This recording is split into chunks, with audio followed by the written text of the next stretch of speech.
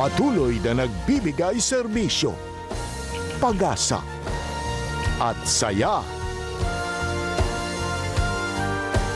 GMA Regional TV, kapuso ng bawat Pilipino.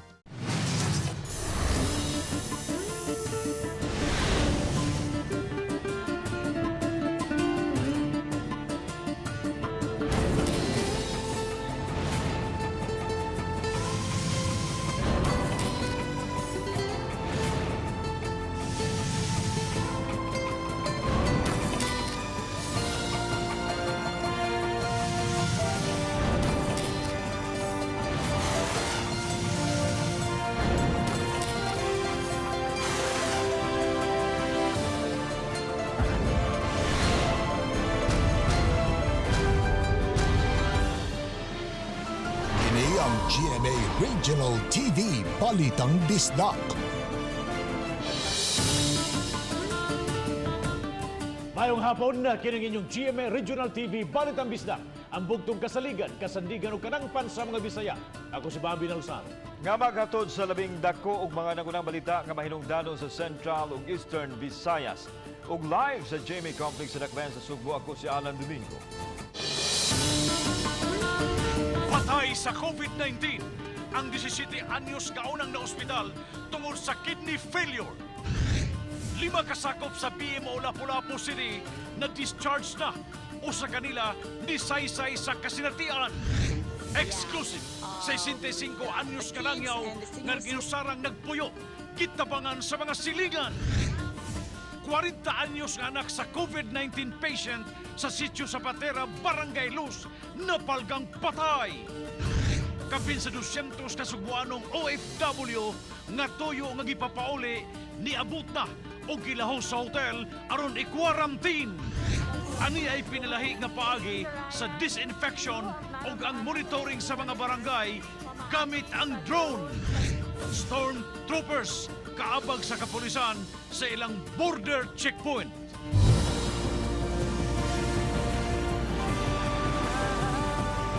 Kini ang GMA Regional TV, Balitang Bisdak.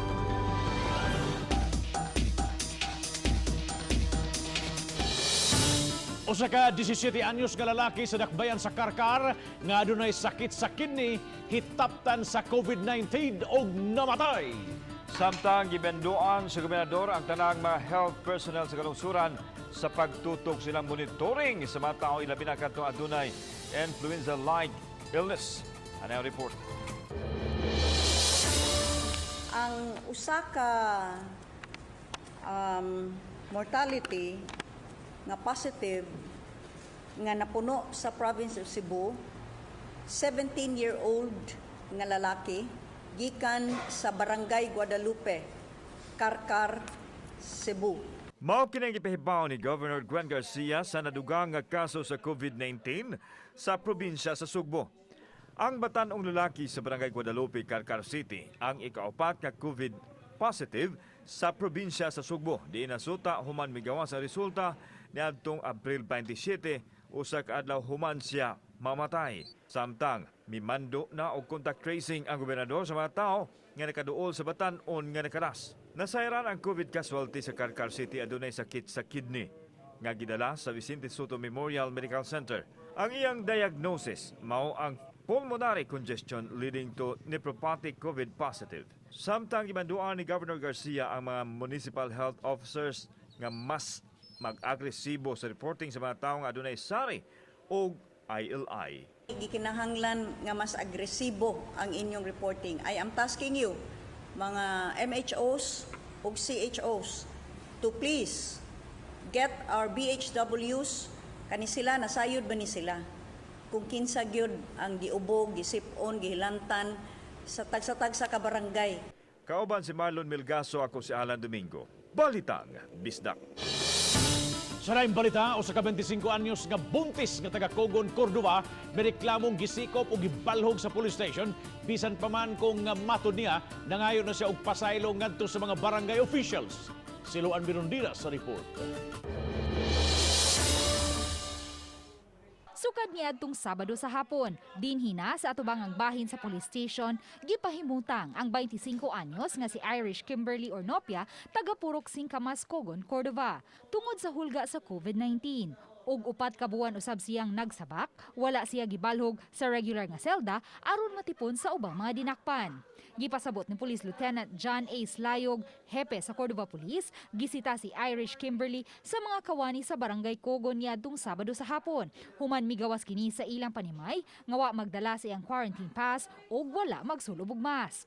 And the barangay tanod who arrested her is that they advise her to go home, no?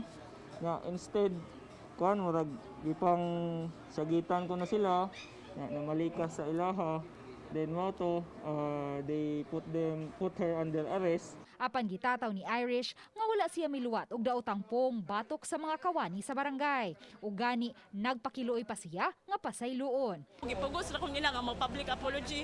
Ila ipaangkon nga ningon ko sa kapitan nga bugo siya og buang wala jud ko ningon na anak mo na nakinungdan nga naditin ko diri kay gipakapinan pa jud nila og defaming words. Gikatakda siyang pasakaan og kasong resistance and disobedience to a person in authority.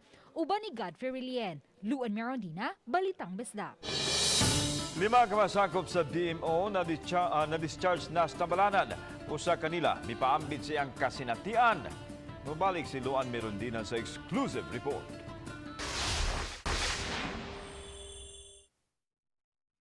Siya si COVID patient number 4 sa Lapu-Lapu City, ang labing unang kawani sa City Hall nga in charge sa relief operations nga nakonpermar nga nagpositibo sa COVID-19. Sukwahi sa naunang tulo ka mga nakonpermar nga COVID patient sa Lapu-Lapu nga parehong nasulod sa ICU. Kan intensive care unit, si patient number 4 mild COVID lang ang mitakboy kaniya base sa diagnosis sa mga doktor. Alang kaniya, dili angay ikauwaw sa usa ka COVID patient ang iyang nadangatan. Ang COVID-19 muigo ni bisan kinsa busa mahinungdanon nga magpakonsulta dayon sa doktor kung may masinating mga sintomas. Kato na week na lang gyud mi tungod sa among trabaho lagi kay kuan man gyud. Kanang sayo mo mata mugikan gumig alas 4 sa kadlaw no uli po mga alas 5 kay hatag sa relief goods sa isla. Ang wa niya pagpakita sa iyang hulagway atol sa interview, gitumong aron kaprotehean ang iyang 19 anyos nga anak, batok sa mga pag-BI-BI sa social media. Sa pagkakaron, gikinahanglan usab siyang mapaubos sa 14 ka adlaw nga home quarantine sa dili pa siya mobalik sa trabaho. Samtang nagnegatibo sa COVID test ang iyang anak. Kana pong nabiktima ron ng COVID, anang always sila mo positive silang hunahuna nga kaya nilang makarecover, dili magpada nga tagaan gid sila mo cheer up sila pirmi ba nga kanang ilang awas nang kabasko gid ang hunahunahon. Uban ni Godfrey Rilien, Luan Merondina, Balitang Bisdak. Giangkon sa Department of Health sa Region 7 nga makapaalarma na ang nagsaka nga mga kaso sa COVID-19 sa dakbayan sa Sugbo, Lapu-Lapu ug Mandawi. Apan usa sa ilang gitataw nga sagad sa mga kaso asymptomatic kung wagi ubo, way hilanat ug uban pang gipamati sa ilang lawas. Anang report ni Faye Marie Dumabok.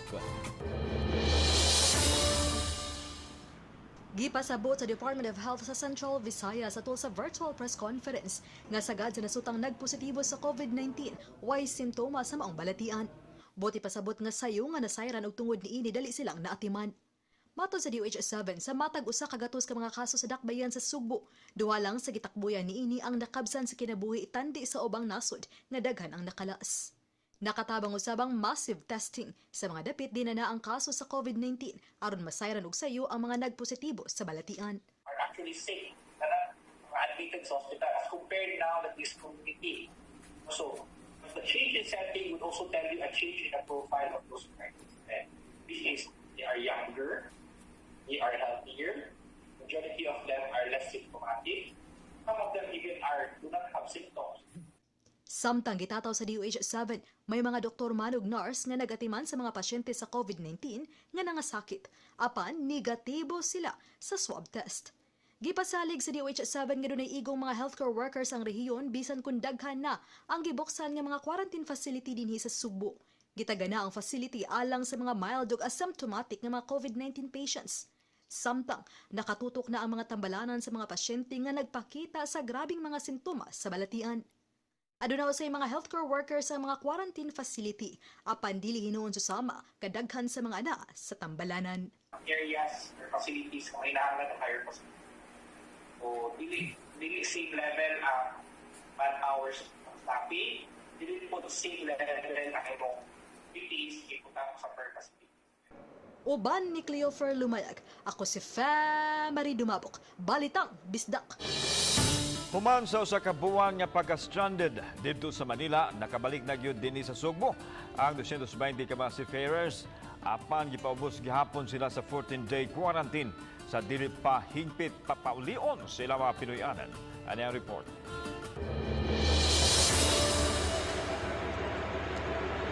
Midunggo ganang kadlawon ang barko sa pantalan sa Sugbo nga gisakyan sa mga repatriated seafarers.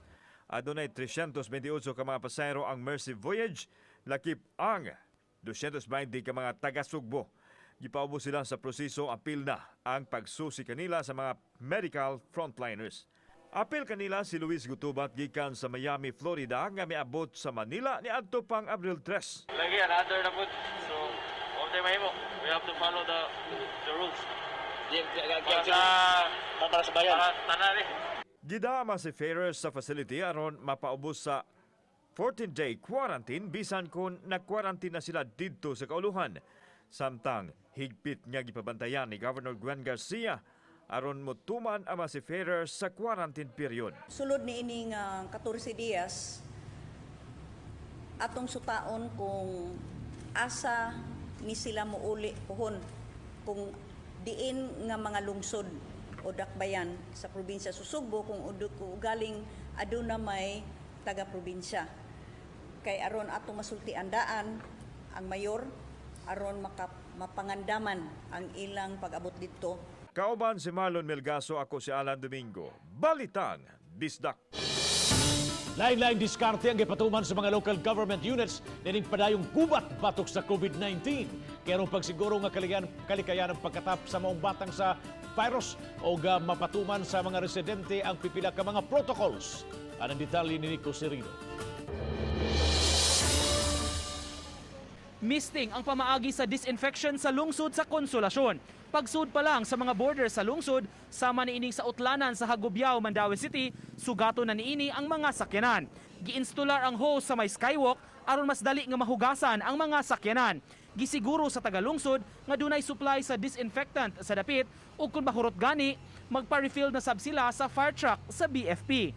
Mga service sa mga ospital, mao na niya. Ang uban nga ani, matimingan lang nga kanang inig pa idibuhos, ma-apel sila.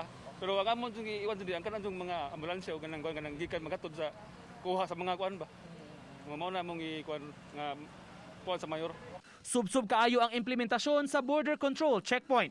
Matag sakyanan nga musud, susiho ng ID ug papeles sa driver ug sa mga sakay niini. Mga pedestrians gipangayuan sab og pass. Samtang sa lungsod sa Liloan, gilusad kagahapon sa mga opisyales ang bag-ong pamaagi sa monitoring sa dapit gamit ang drone. Kini aron masayon na masusi ang 14 ka mga barangay. Gipangunayan ni Mayor Cristina Frasco ug 5th District Congressman Duke Frasco ang pagsubo sa gitawag nila nga Project Lupad. Masayo na unya ang pagmonitor sa dapit kung mituman ba ang mga tao sa enhanced community quarantine ug wala maggawas-gawas. So, dako kay ni sag matabang gyud sa atong mga frontliners kay ma-protected man sa gyud sila, no, kay dili na gikinahanglan na kanunay sila madto sa mga dagko na mga crowd tungod kay mahimo ng remote ang atong pag-monitor. Uban ni June Solon, Nico Sereno, Balitang Bisdak. Siyam ka barangay workers, usa ka konsyal ug laing duha ka mga mulupyo sa barangay Suba, Cebu City ang nagpositibo sa COVID-19. Ibali na sila sa eskwelahan nga gihimong isolation center. Ano ang report? Para sa mga kaigsuunan, ayaw lang mo kabalaka, bisan tuod og positibo mi ni aning virus, pero maayo gyud nga mahibaw-an dayon. Kini ang usa sa mga nagpositibo sa coronavirus gikan sa barangay Suba nga gipahiluna karon sa eskwelahan sa San Nicolas nga gigamit isip isolation facility. Sa 12 ka mga COVID positive, siyam kanila nagtrabaho sa barangay ug usa ang opisyal sa barangay. Sila mga asymptomatic o wala pa'y simptomas sa virus. Gihangop nila ang pagbutang sa isolation center aron dili na makatakod. Awhag nila sa katawhan nga dili tamayon o isalikway tungod sa ilang kahimtang. Sama na mo nga niya karon diri wa gyud mi gipamati nga sakit. Pero positibo mo pero wa mi ubo, wa mi hilanat. So sa San Nicolas Elementary School, yung giisip na nato nga barangay isolation center. So kining maong tunghaan, duha ni ka mga barangay ang naglangkob niini, yan ato sad nga gi-preparasyonan kung giandaman ang taga-barangay Dulho Fatima. Gihulagwan ni Konsehal Dave Tumulak nga hamugaway ang tunghaan nga mo'y kasamtangang puy-an sa mga COVID positive. Higpit usab nga ipatuman ang pagtutok sa mga health condition sa mga pasyente. Kauban si Marlon Melgaso, ako si Alan Domingo. Balitang Bisdak.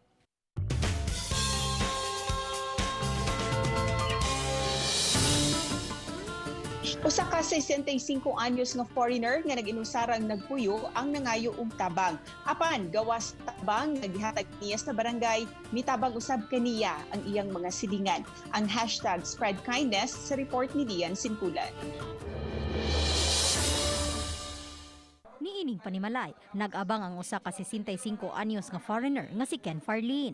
Matud niya, nag-inusara ra siyang nagpuyo sa dapit nga nahimutang sa may barangay tungkop sa lungsod sa Minglanilla. Apan ning panahon sa enhanced community quarantine, daw maglisod na siya og pagawas-gawas aron makapalit sa iyang mga panginahanglanon. Mao nang misuway siya og post sa social media ug dali kining mi-viral. I'm not able to get out to my ATM to receive my funds, and I really don't want to give my card to anybody. O siya ra gyud nang usa nagpuyo. Unya karon nga naanatay katong ECQ, di gyud siya kagawas. Nya muna usay na nangayo siya og kanang tawo nga makatabang niya. Karon nahatda na si Farlin og hinabang gikan sa barangay. Hinuon mitabang usab kaniya ang iya mga silingan nga nagpuyo sa usa ka subdivision. Mapasalamaton siya sa iya mga silingan nga mitabang kaniya. Lots of food now. A lot of people give me rice and canned goods, and everybody here very friendly and helping me now. Salamat, and God bless everyone. Samtang sa social media page sa lungsod sa Minglanilla, mamahimong maabagan ang langyaw sa barangay kung muwidro man siya og kwarta. Mipasalig ang mga silingan nga andam silang mutabang sa langyaw kung sangpiton sila. Uban ni Renate Quiñones, Lian Singkulan, Balitang Bisdak.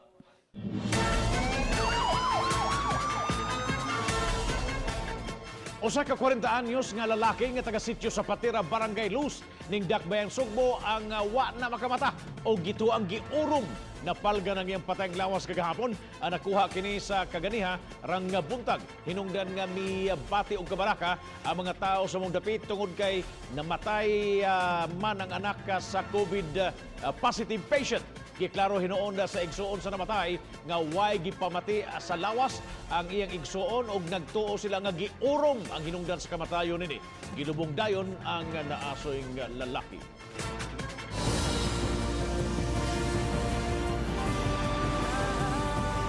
Kini ang GMA Regional TV Balitang Bisdak.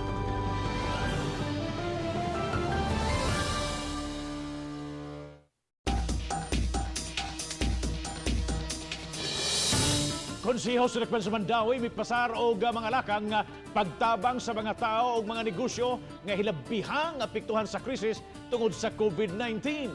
Alang sa dun detalye, adunay live report si Nico Serino. Nico?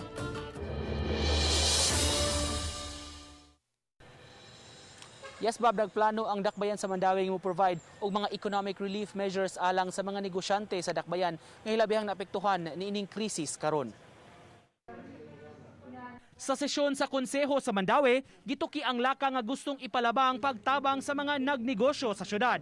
Aminado ang Dakbayan, hilabihan kadaghan ang naapektuhan karon sa krisis. Labi na sab sa sektor sa mga negosyante nga kadaghanan kanila mihunong una sa operasyon ug ang uban napugos pagtaktak sa mga empleyado. Si Konsehal June Delmar ang nangamahan sa ordinansa nga mohatag og economic relief sa mga negosyo pagtabang sa ilang sektor nga nagkalisod karon. Lakip sa lakang ang pag-extend sa deadline sa quarterly payment sa business taxes ug real property taxes ngadto na sa Mayo 20. We are hoping that by doing this, matabangan nato ang mga individuals and mga business establishments in the city of Mandaue. Lakip sa aspeto sa proposed ordinance ang pagpameno sa signatories o requirements sa mga negosyo sa higayon nga malibkas na ang ECQ. Ingon man ang pagkonsiderar sa electronic submission o approval sa mga applications o reports. Subay sab niini, giauhag ang syudad nga mohatag og mga tax exemptions o incentives sa mga nagnegosyo. Ato na ang i-extend until June 30 o no kay hoping nga balik na ta sa normal situation. Unya, suspension of notarization requirements for documents to be submitted unless required by law. No? Muhimo na lang sila og undertaking nga mo submit sila ani after COVID. Napasar sa first reading ang ordinansa nga idiso pa hinuon sa Committee on Laws sa dugang pagtuon niini. Sa nahaunang interview bab kang Mayor Jonas Cortez, giklaro niya nga nagpadayon ang syudad karon sa ilang mga belt tightening measures labi na kay di pa magyud matag-an kung kanus ang matapos kining problema ug ang krisis nga gitubang karon tungod sa COVID-19. Apan gipasalig sa syudad, magpadayon ang dakbayan sa paghatag og mga hinabang sa labing nanginahanglan nga mga sektor labi na ni pag-apod-apod sa mga relief goods sa mga residente sa Mandaue nga way pili matod sa City Hall. Thank you so much, Nico Serino, sa imong live report. Dugang upat ka mga kaso sa COVID-19 ang nadugang sa Lapu-Lapu City kagahapon. Usa sa makapatandog nga sitwasyon mao ang pagbuwang sa duha ka mga gagmayng bata gikan sa ilang inahan nga nagpositibo sa COVID-19. Si Luan Merondina sa report. Gikan sa barangay Kanhulaw, Marigondon, Gunob ug Look ang upat ka mga naduga nga COVID cases sa Lapu-Lapu City. Ang naasoy mga pasyente ang close contact o nakapadul sa nahaunang COVID patient sa dakbayan. Usa sa mga nakapatandog sa mga sakop sa crisis management gahapon nga mipahigayon og disinfectioning ug lockdown sa mga dapit mao ang pagbuwag sa usa ka inahan kinsa nasutang nagpositibo sa COVID-19 gikan sa iyang duha ka mga anak nga nanag-edad og 4 ug 7 anyo. Ang ilang inahan, posibleng natakbuyan sa iya ani-ini nga usa ka City Hall employee nga nagpositibo sa COVID-19. Ang mga bata, they are found to be negative. Salamat sa atong ilang lolo na si Sir Dennis, you are an angel from heaven. Kay siya ang niamuma na duha ka inasinting bata. Sa pagkakaroon, aduna nay 32 ka mga COVID cases ang Lapu-Lapu City.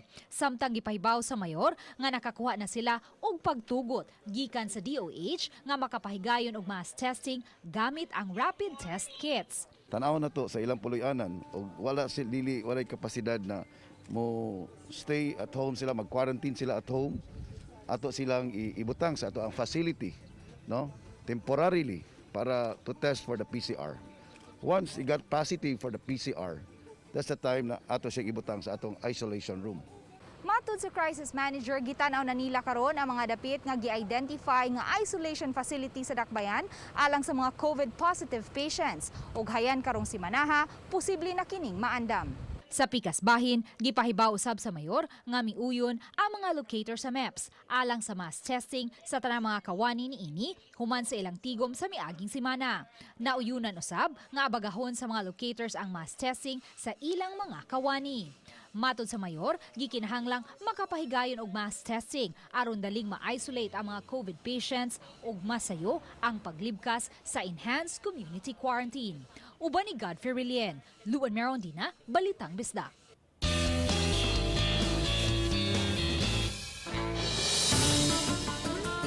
Mga overseas Filipino workers ug mga higalan nila nga aniad dinhi sa Cebu ug sa Mindanao nagkahiusa aron makapadangat og hinabang. Ilabi na kadtong mga tawo kansang mga panginabuhian apektado karon tungod sa krisis sa COVID-19. Si Femari Dumabok sa report. Nagsugod sa challenge sa managigala unsaon pag-counter ang mga negative nga mabasa sa social media ug pagtabang sa nanginahanglan ning panahon nga halos tanan naka-stay at home paglikay sa coronavirus. Ang uban kanila atwa sa gawas sa nasod, ang uban usab niya sa Sugbo. Hinungdan nga naumol ang social media account nga Bayanihan Cebu. Diin puros pagtabang ang makita nga mga post, why suyaay, bagutbot ug uban pang negativity.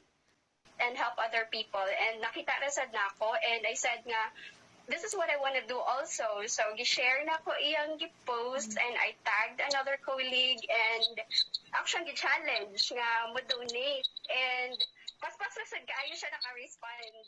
Nagsugod lang sila og tulo apan karon kapinal sa usa ka gatos ka mga volunteers ug donors nga sagad kanila mga overseas Filipino workers. Gani usa sa admin sa page, healthcare worker nga naa sa gawas sa nasod ug human siyang trabaho. Ang pagtabang usab sa mga ania sa Pilipinas ang iyang giatubang. Samtang sila si Arlene ug kaubanan dinhi sa Sugbo, maoy mamalit ug mamutos ug muapod-apod alang sa mga beneficiaries. Ang ilang mga volunteers miabot na sa pagtabang sa 17 ka mga lugar ug sa pipila ka bahin sa Mindanao. Gisigurong mahatagan ng mga tao og papilya nga naa sa daplin sedan, mga tricycle driver, mga kabos ug kadtong mga nawad-an sa ilang trabaho. Matag resibo sa mga nagasto ug nadawat ilang ipakita sa ilang mga benefactor aron transparent sila. The urge to help other people, seeing karon nowadays, daghan kita mabalitaan niya negative, daghan kay nagliso. How to start, they don't know unsaon and they needed a little push. So, we are so lucky to be that push that they needed. Gisiguro nilang luwas ang ilang mga volunteer ug misunod sa ilang tagline nga, helping without adding to the statistics. Uban ni Cleofer Lumayag, ako si Femari Dumabok, Balitang Bisdak. Tulo ka mga tao ang nadakpan atol sa gipahigayon nga bypass operation sa Talisay City Police sa barangay Kansohong, Dakbayan sa Talisay. Nasakmit gikan sa mga dinakpan ang mga pinakiti nga gituang Shabu. Matod sa kapulisan nga bisan pa man gitapatuman karon ang enhanced community quarantine, padayon ng gihapon ang ilang pagmonitor sa illegal nga kalihukan, patok sa illegal nga drugas. Wala pa resulta sa swab test sa 12 ka mga pulis nga nakitaan og influenza-like illness. Sa Pikasbahin, nag-imbestigar usab ang PNP sa gikadaho nga discrimination sa mga frontliners. Ano yung report? Nagpaabot pa ang Police Regional Office 7 sa resulta sa swab test sa mga pulis nga nagpakita og influenza-like illness. Apan, malaumon si Police Brigadier General Albert Ignatius Ferro nga wa matapti sa COVID ang 12 ka mga pulis. Posibleng ordinaryong hilanat lang sanglit init man ang panahon karon. Hinoon, maayo na ang kahimtang sa nasoy mga pulis. Di ba sila talaga na-train na mag-wear ng PPE, yung suit ba? When they are using it, lisod sa ilang breathing because you are really covered all over. Gipaniguro sa kapulisan nga malikay sila sa balatian sanglit sila man ang gisangunan sa gipatuman nga mga protokol sa kahapsay panahon nining krisis sa COVID. Mo ni ato ang routine karon working from vehicle diin ato ang gipahigan usab ang teleconference with the regional director sa Police Regional Office 7, Police Brigadier General Albert Ferro kalambuan sa gihimo usab sa mga frontliners labi na ang mga pulis. Samtang, may imbestigar na usab ang PNP sa viral video sa nurse nga giingong na-discriminate. Giklaro ni General Ferro nga wa ma-upload ang tanang video apan buot gihapon masayra nini ang nahitabo. Later on, when they realized na they could, when it's much more safer, the nurse was allowed to go back to the house. Kauban si Marlon Milgaso, ako si Alan Domingo. Balitang Bisdak.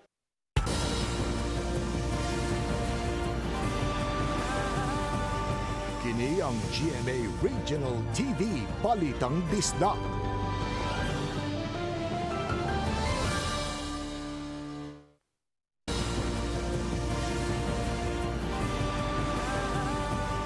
Kini ang GMA Regional TV Balitang Bisdak.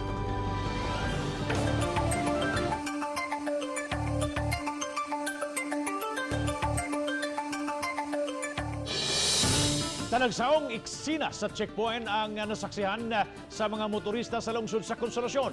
Sugod nitong Biyernes, lakip na gyud ang mi assister sa mga checkpoint kining mga stormtroopers nga gikalingawan kaayo sa mga motorista. Mga sakop sila sa 501st Cebu Sheriff Garrison.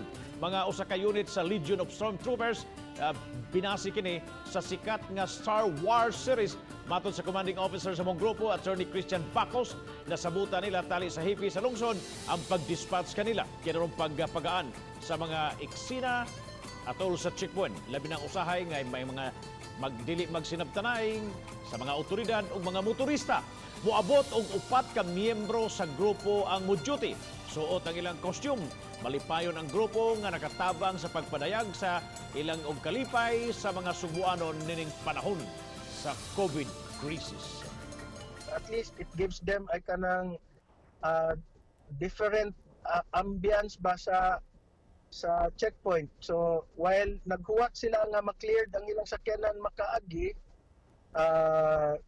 nalipay na pod ang mga kaning motorista magpa-picture, magpakistorya sa amua.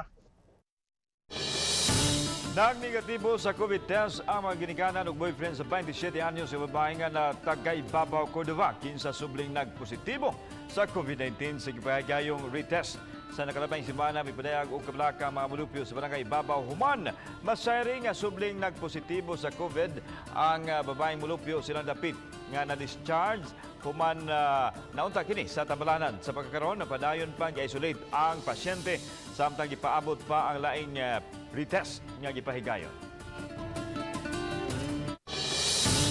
Daghang salamat sa mga kapuso nato. Apil lang na sa gawa sa nasod nga nikisayod sa mga dagkung mga nag-unang balita sa rehiyon. Ako si Alan Domingo. Pilay na dugang lo, no? Adunay 73 sa gipost ni new COVID case karon sa Cebu City. Ang inyong balita, ang among balita, kay matag lokal nga balita mahinungdanon. Kini ang inyong GMA Regional TV Balitang Bisdak. Buong puso para sa Pilipino. Ako si Bobby Nalsaro. Daing hapon mga kapuso.